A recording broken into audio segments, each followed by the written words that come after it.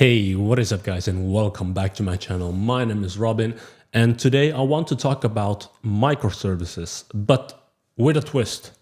Instead of repeating the same old benefits you've heard 1,000 times, I'm going to share when and how I actually implement microservices in real world scenarios. But before we get into the technical stuff, let's begin with a reality check that might stir things up a little bit. So if you talk to any agency owners or consulting firms, they will tell you they love microservices. Why? It is not just about technology, it's about money.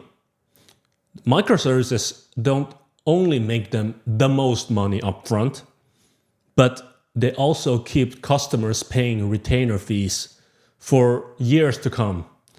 And when we talk about microservices, we're talking about million-dollar fees here. Now, don't get me wrong, microservices have their place, and they can be incredibly powerful when used correctly. But it's crucial to understand that sometimes the push or the marketing for microservices isn't about just technical benefits. It's about business models and ongoing revenue streams. So, with that in mind, let's talk about when I actually implement microservices in real-world scenarios, cutting through the hype and focusing on practical use cases. And so, the first occasion when I reach for microservices is when the team size becomes an issue. Here's the thing. You don't want to put the whole platoon, which is 15 to 50 people in military terms, to work on one monolithic. It will be completely disaster. So when communication and coordination becomes challenging and overlapping work is almost certain, we need to split the team to work on different parts of application. In this case, microservices can be a lifesaver. By breaking the application into smaller, independently deployable services, we can assign different services to different sub-teams, like a small group of Navy SEALs, each focused on their specific mission. We can reduce communication overload, allow teams to work more autonomously, and when things break, you know exactly who's responsible, and it won't crash the whole application, just part of it. And lastly, to take maintainability into consideration.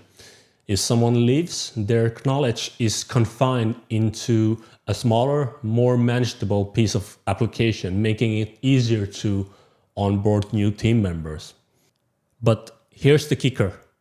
If I'm working with a smaller team, say less than 7 people, it is more efficient to have the whole team working on the entire application as monolithic. It's simpler, faster to deploy, and easier to maintain when you're not dealing with the complexities of distributed systems. The second time I turn to microservices is when I'm dealing with legacy code. We've all been there. You're working with the system that is mission critical, too risky to modify directly, possibly using an outdated system. Could be a code that is older than me. Examples might include interbanking systems, banks. Then we have airline ticketing systems. In these cases, microservices can be a great way to gradually modernize the system without touching the core legacy code. Here, we can build new features as a separate microservice. Use APIs or some sort of event bus to communicate with the legacy system. Slowly migrate or add new functionalities over time. This approach lets us innovate and add new features while minimizing the risk of breaking the critical systems. All right, now that we have covered when to use microservices, let's talk about how I implement them. Imagine an iceberg. The visible part above the water is small, but there is a massive structure underneath.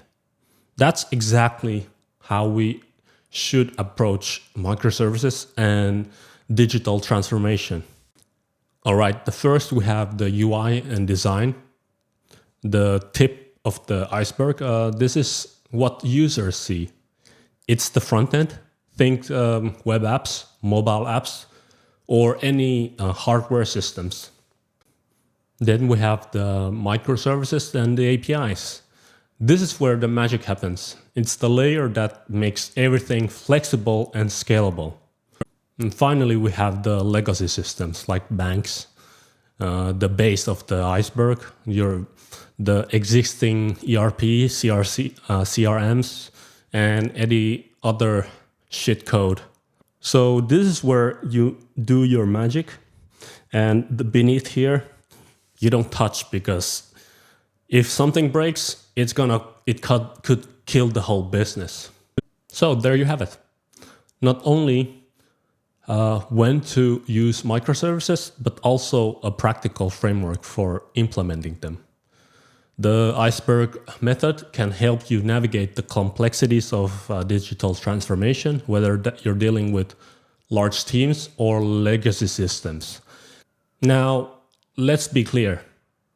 There's actually reasoning behind microservices.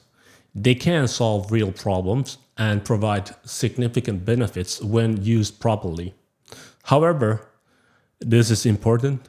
You just don't start with microservices. That's quite frankly dumb. Microservices are solutions for specific problems that arise as systems and teams grow. They're not a starting point for new applications. If you're building something new, start simple and let your application evolve, and only then introduce microservices when you actually need them. Remember, the goal isn't to use the trendiest architecture. The goal is to build efficient, maintainable systems that solve real business problems. And sometimes that means microservices, and sometimes it doesn't. So let me ask you this. Have you seen examples of microservices being overused or implemented too early? Drop a comment below. If you made it till the end of this video, show some support by liking this video, and if you like my content, subscribe for more, and see you on the next video. All right? Bye. In my mind from dawn till night, chasing that bag, gotta get it tight. Robin's in the zone, working till it's right. Fresh lines, clean design, cash flow in sight.